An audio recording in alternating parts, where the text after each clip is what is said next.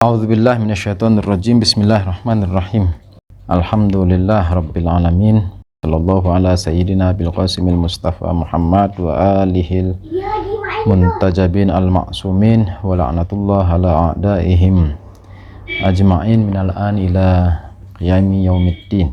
Allahumma kun li waliyikal hujjat ibnil hasan salawatuka alaihi wa ala abaih fi hadhihi sa'ah wa fi kulli sa'ah waliyan wa hafizan wa qaidan wa nasira wa dalilan wa ainah hatta tuskinahu ardaka taw'an wa tumatti'ahu fiha tawila birahmatika ya arhamar rahimin. Hikmah yang 111. Qala Amirul Mukminin Ali alaihi salam wa qad tufiya Sahl bin Hunayfin al-Ansari bil Kufah ba'da marji'ihi ma'ahu min Siffin wa kana ahabban nas ilaihi qol law ahabbani jabalun latahafata. Wa qala alaihi salam, hikmah yang ke-112. Wa qala alaihi salam, man ahabbana ahlal baiti falyasta'idda lil faqri jilbaban. Hari ini insyaallah kita akan membahas dua hikmah sekaligus ya. Hikmah yang 111 dan hikmah 112. Jadi hari ini kita akan membahas dua hikmah sekaligus, hikmah yang ke-111 dan hikmah yang ke-112.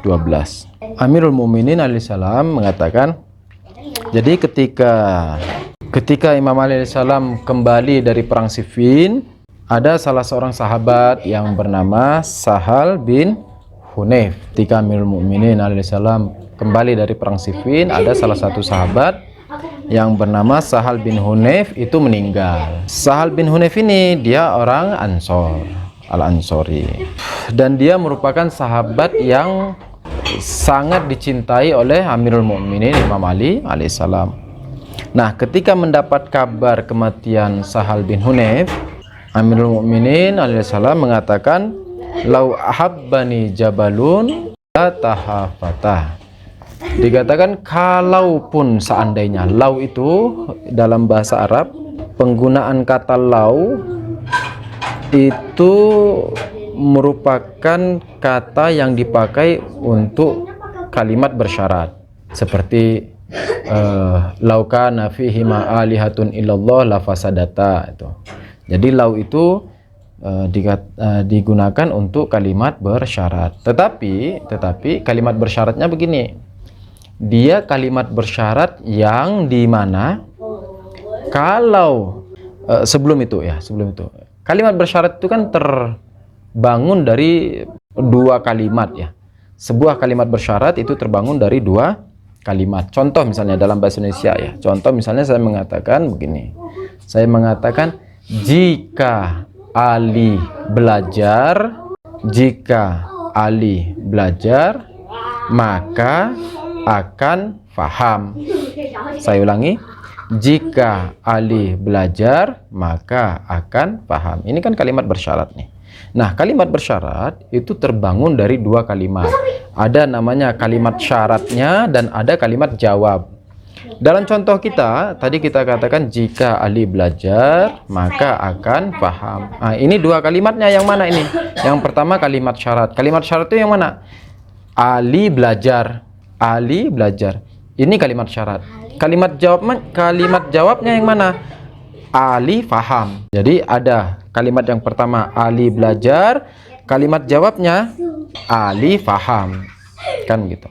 Nah, jika dua kalimat ini digabung, Ali belajar, Ali faham. Jika digabung bagaimana? Jika Ali belajar, Ali faham.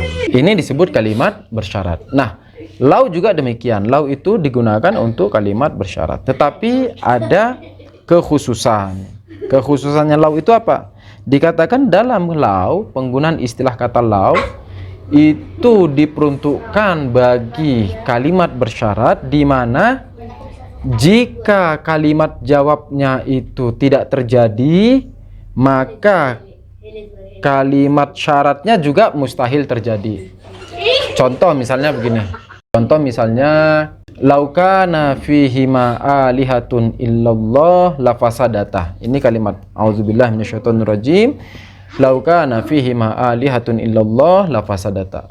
Ini ayat Al-Qur'an kan. Dikatakan apa? Jikalau, lau yakni jikalau.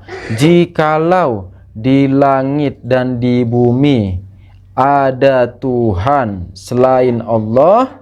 Ini kalimat syaratnya nih. Kalimat jawabnya yang mana? La fasadata, maka langit dan bumi pasti hancur. Oke, jadi ada kalimat syarat, ada kalimat jawab.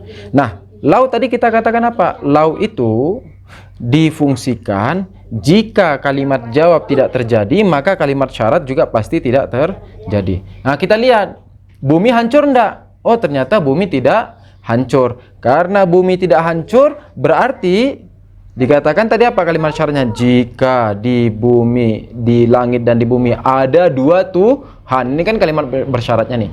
Nah, karena bumi tidak hancur, maka di langit dan di bumi itu ada Tuhan selain Allah, itu juga tidak terjadi. Karena tidak terjadi, maka di langit dan di bumi itu hanya ada Tuhan Allah semata. Ini penggunaan kata lau. Nah, sekarang kita gunakan di sini. Dikatakan lau ahabbani jabalun latahafata. Dikatakan kalau seandainya gunung mencintai kami ahlul bait, maka dia akan hancur lebur. Jadi tahafut, tahafata ya tahafatu, tahafut itu hancur yang terpecah-pecah, apa namanya itu, terbilah-bilah. Nah, itu hancur lebur itu yang runtuh. Nah, runtuh itu kan hancurnya itu terbilah-bilah tuh. Nah, itu namanya tahafut. Tahafata ya tahafatu, tahafut. Hancur yang runtuh. Dikatakan kalau seandainya gunung, kalau ini kalau ya ini kalimat bersyarat. Kalau seandainya gunung mencintai diriku, yakni ahlul bait, kalau seandainya gunung mencintai diriku, maka dia akan runtuh. Maka gunung itu akan hancur, akan runtuh, hancur lebur. Ini kalimat Amirul Mukminin Ali alaihissalam. Apa maksud dari kalimat ini? Kan begitu. Jadi ketika beliau mengatakan ini kapan? Beliau mengatakan ketika mendengar seorang sahabat yang sangat dia cintai, yakni Sahal bin Hunayf, ketika beliau kembali dari perang Siffin mendengar kalimat duka ini. Lalu dia mengatakan lau ahabbani jabalun latahafata. Jika seandainya gunung itu mencintai diriku, maka gunung itu pun akan hancur, akan runtuh, akan lebur. Terus apa makna dari kalimat ini? Untuk bisa memaknai kalimat ini, kita masuk ke dalam hikmah yang ke-112. Maknanya mirip. Dikatakan waqala alaihissalam, man ahabbana ahlal bait falyasta'idda lil faqri jilbaban. Barang siapa yang mencintai kami ahlul bait, maka dia harus mempersiapkan kefakiran sebagai jilbabnya. Jilbab ini apa? Jilbab bermakna bukan jilbab, bukan bermakna kerudung, bukan. Tetapi jilbab ini bermakna sesuatu yang dipakai untuk menutupi. Bisa baju, bisa kain, bisa selendang, apa saja. Nah, dikatakan barang siapa yang mencintai kami ahlul bait, maka dia harus mempersiapkan kefakiran sebagai jubah, sebagai selendangnya, sebagai selimutnya. Itu maknanya kurang lebih mirip-mirip yang di atas. Nah, kalau kalimat yang di atas itu kan dikatakan barang siapa, jika seandainya gunung mencintai diriku, maka dia akan runtuh, maka dia akan hancur. Kenapa kok mencintai Amirul Mukminin harus demikian?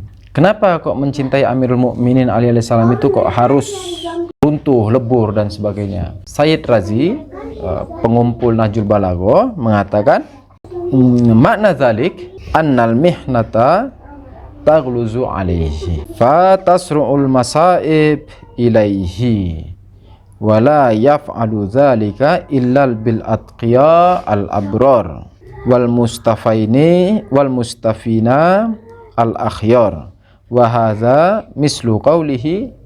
Hikmat yang ke-112.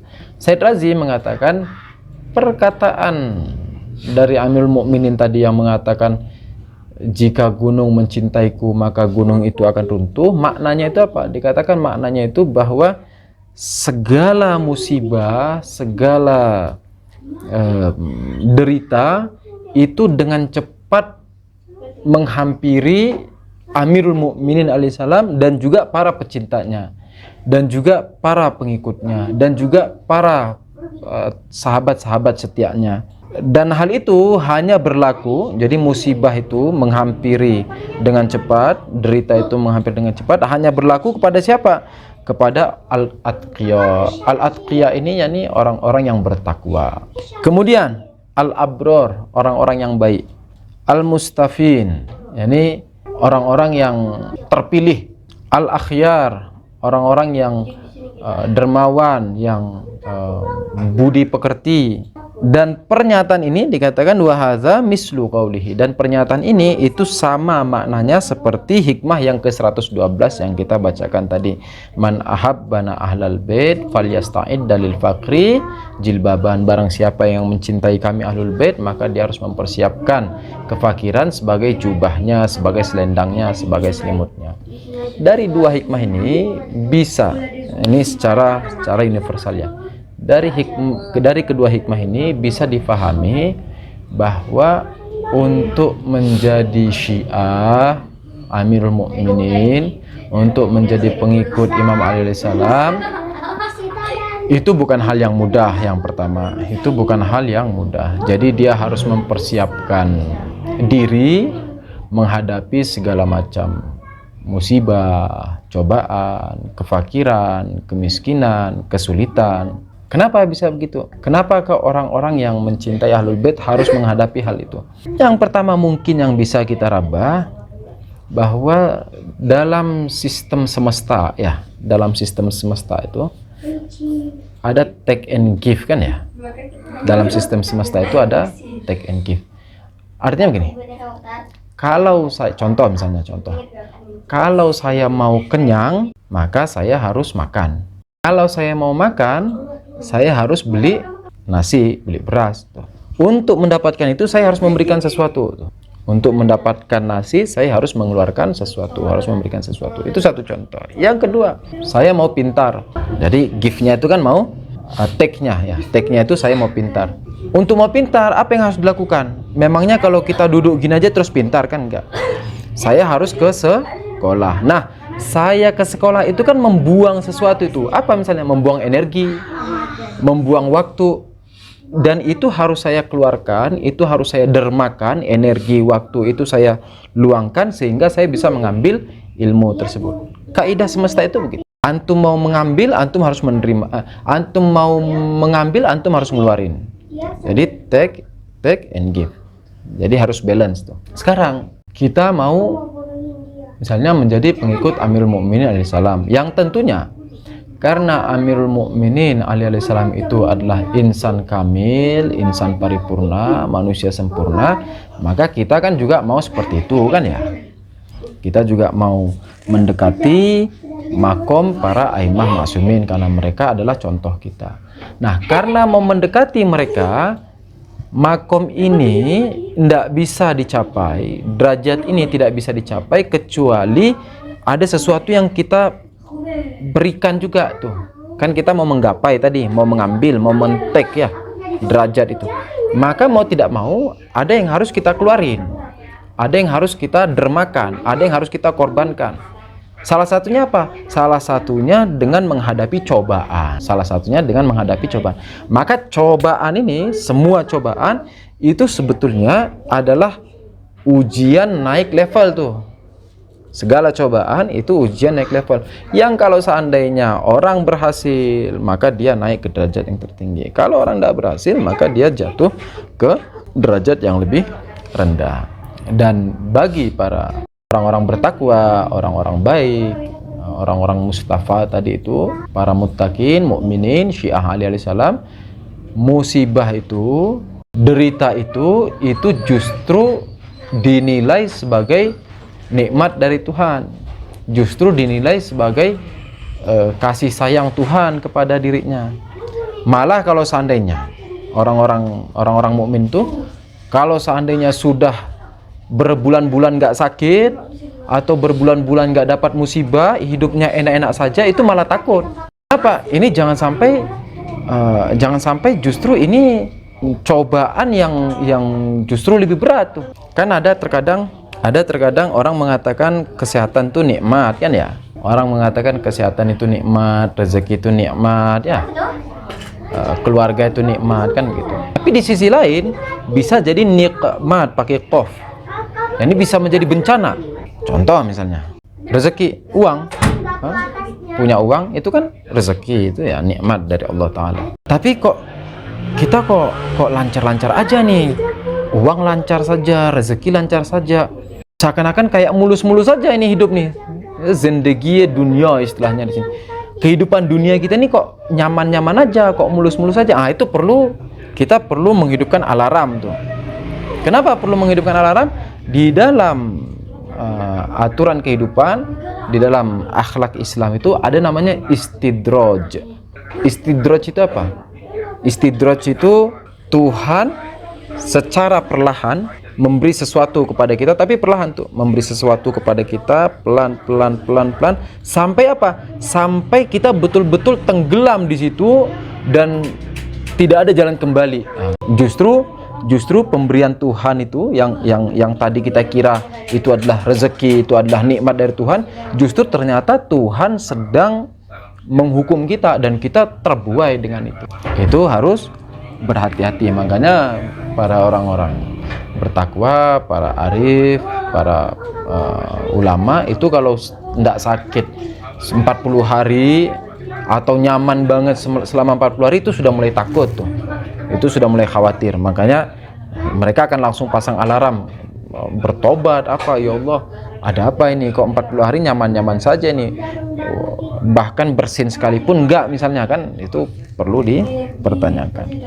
Mungkin itu yang bisa kita maknai, salah satu dari maknanya, bahwa karena Amirul Mukminin itu manusia paripurna, maka kita juga mau mendekati derajat itu. Maka sebagaimana Amirul Mukminin itu melewati segala cobaan, maka kita juga untuk sampai pada derajat itu juga harus melewati cobaan dan musibah. Itu satu makna yang bisa dipahami. Makna yang kedua ini kita berangkat dari satu iskalan ya. Iskalannya begini.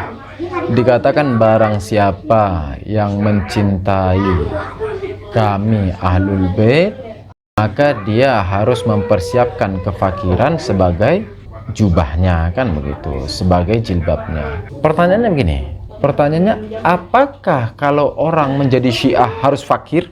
Ini iskalannya, kan kalimatnya begitu, dikatakan man ahabbana ahlal bait falyasta'idda lil fakri jilbaban. Barang siapa yang mencintai kami Ahlul Bait, maka dia harus mempersiapkan kefakiran sebagai selimutnya, sebagai jubahnya. Pertanyaannya adalah, apakah kalau kita menjadi Syiah harus fakir? Artinya kalau kita tidak fakir maka kita bukan Syiah, kan jadinya begitu. Dikatakan barang siapa yang mencintai kami Ahlul Bait, maka dia harus mempersiapkan jubah kefakiran. Terus kalau kita tidak fakir berarti kita bukan Syiah dong. Apakah untuk menjadi Syiah kita harus fakir dulu, sehingga kalau kita tidak fakir kita bukan Syiah, atau ada makna lain? Karena kalau seandainya kita mengatakan ya kalau mau jadi Syiah harus fakir, sehingga kalau tidak fakir maka tidak Syiah, nanti yang orang-orang fakir, orang-orang Syiah fakir tuh keenakan, jadi terbuai dengan kefakiran. Kenapa? Nanti kalau disuruh kamu kerja tuh, kamu udah miskin, kerja, dia akan menjawab apa? Wah, saya tidak boleh kaya. Kenapa? Karena kalau saya kaya, nanti saya keluar dari Syiah malah. Karena orang Syiah itu harus fakir, kan orang akan mengatakan begitu. Terus gimana memaknai ini? Bagaimana memaknai kalimat ini? Salah satu jawaban yang bisa disampaikan, dikatakan begini. Di dalam kalimat, dalam kaidah bahasa Arab itu ada yang disebut dengan kalimat hakikiyah. Di mana kalimat hakikiyah ini dia juga bisa dipakai untuk makom sya'ni. Makom sya'ni ini gimana? Makom sya'ni ini contoh misalnya gini. Semua manusia itu tertawa. Semua manusia itu tertawa. Ini disebut kalimat hakikiyah. Kenapa kalimat hakikiyah? Bukan maksudnya semua manusia tertawa berarti tidak ada satupun manusia yang tidak tertawa. Apakah maksudnya begitu? Bukan, maksudnya bukan begitu. Tetapi maksudnya bahwa yang namanya manusia, maka sya'nenya itu apa? Yakni kesemestiannya dan kelayakannya dia bisa tertawa. Yakni kalau dia tertawa, maka itu adalah kelayakan bagi dirinya. Maka itu bukan sesuatu yang mengejutkan, malah itu hal yang seharusnya terjadi bagi dirinya. Ini namanya makom sya'ni. Ini disebut kalimat hakikiyah. Nah, sekarang ketika dikatakan barang siapa yang mencintai kami Ahlul Bait alaihissalam, maka dia harus mempersiapkan kemiskinan sebagai jubahnya. Ini disebut dengan kalimat hakikiyah. Apa itu kalimat hakikiyah? Yakni bukan bermakna kalau begitu semua Syiah harus miskin. Kalau semua Syiah harus miskin, lah terus bagaimana dengan anjuran kita disuruh bersedekah, disuruh ini, disuruh haji? Kalau Syiahnya semua miskin, haji itu bukan untuk orang Syiah. Kenapa? Karena haji kan syaratnya harus mustati, harus mampu. Berarti haji itu tidak berlaku untuk orang Syiah dong. Kalau kita memahami bahwa semua orang Syiah harus fakir, harus miskin. Berarti terus maknanya bukan begitu dong. Terus maknanya gimana kalimat ini? Maknanya yang bisa. Ini yang pertama, maknanya yang bisa diambil yang pertama, bahwa ini kalimat-kalimat hakikiyah, jumlah hakikiyah namanya. Bagaimana jumlah hakikiyah itu? Yakni kalau seandainya seseorang itu menjadi Syiah, maka hal yang biasa, menjadi fakir itu hal yang biasa, bukan hal yang ditakutin, bukan hal yang harus dihindarin, bukan hal yang harus kalau kena itu terus kita kaget, enggak. Justru itu hal yang biasa. Tetapi bukan bermakna harus semua fakir, enggak. Melainkan mau menyatakan sya'ninya Syiah itu miskin. Jadi kalau ada orang Syiah miskin itu biasa sudah. Dan bukan karena dia malas-malasan, bukan. Bukan karena dia malas-malasan, bukan karena dia enggak mau berusaha, bukan. Dia sudah berusaha, dia sudah bekerja. Tapi memang lingkungan sekitar itu tidak mendukung. Istilahnya semesta tidak mendukung. Kenapa tidak mendukung? Misalnya contoh, kenapa tidak mendukung? Dia pengusaha. Punya usaha apa? Punya usaha tambal ban. Misalnya, dia pengusaha tambal ban. Karena dia Syiah, jujur. Pokoknya kalau bolong satu ya bolong satu, bolong dua, bolong dua. Tapi di sebelah-sebelahnya itu ada orang lain selain Syiah. Terus bisa saja orang itu dia mungkin menaruh paku lah, atau kalau bocor satu bilangnya 2, 3, 4. Si orang Syiah ini karena dia bertakwa, dia punya imam, akhirnya ya karena jujur ndak naruh paku, kalau satu bolong satu, ekonominya lambat. Yang di sebelah-sebelahnya bolong satu dibilang 5, terus nabur paku lagi di jalan, kan akhirnya jadi rame tuh. Karena rame dia jadi lebih cepat berkembang. Akhirnya si Syiahnya ini secara lingkungan terpinggirkan menjadi fakir. Fakirnya karena apa? Karena kejujuran dan kebaikannya. Maka ada istilah itu dikatakan orang jujur susah kaya. Kalau di Indonesia kan gitu, ada istilahnya orang jujur susah kaya. Ini mana yang pertama yang bisa kita ambil. Mana yang kedua? Dikatakan barang siapa yang mencintai kami Ahlul Bait, maka dia harus mempersiapkan jubah kefakiran sebagai jilbabnya. Apa itu jubah kefakiran? Yang bisa dimaknai itu adalah kefakiran maknawi. Sebagaimana Rasulullah Shallallahu Alaihi Wasallam mengatakan al-faqru fakhri. Kefakiran itu adalah iftikharku, yakni adalah kebanggaanku. Jadi kefakiran itu adalah kebanggaanku. Nah, ini fakirnya di sini fakir maknawi. Artinya apa? Yakni kalau orang mau menjadi Syiah, maka dia harus apa? Harus terus menghajar dirinya bahwa saya ini bukan siapa-siapa. Saya ini hanya hamba Tuhan. Saya ini hanya makhluk Tuhan, saya ini hanya pengikutnya Ali alaihissalam, saya ini harus berkhidmat ke orang, saya harus membantu orang lain. Pokoknya harus selalu mengatakan ana fakirun, ana fakirun, ana fakirun. Ana fakirun ahtaju ila rabbi. Aku ini orang fakir dan aku membutuhkan Tuhanku. Itu senantiasa menjadi dawam zikirnya. Ana fakirun ahtaju ila rabbi. Ana fakirun ahtaju ila rabbi. Aku ini orang fakir yang selalu membutuhkan Tuhannya. Ilahi manli ghairuka. Ilahi manli ghairuka. Kan itu kan di dalam doa kumil, ilahi manli ghairuka. Itu makna kedua yang bisa kita gali. Saya kira cukup demikian.